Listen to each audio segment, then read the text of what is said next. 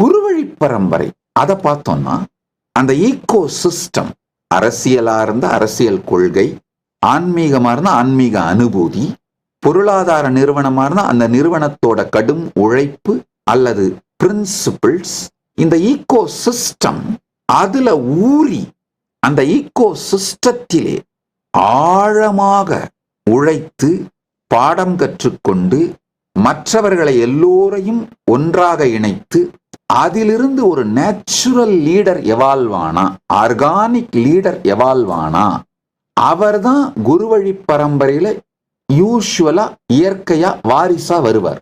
அது மாதிரியான குருவழி பரம்பரைகள் எல்லாம் நூற்றாண்டுகள் அல்ல, ஆயிரக்கணக்கான ஆண்டுகள் தாண்டியும் தொடர்ந்து நிலைத்து நின்று பிரகாசித்து உலகம் முழுமைக்கும் நன்மை செய்கின்றது.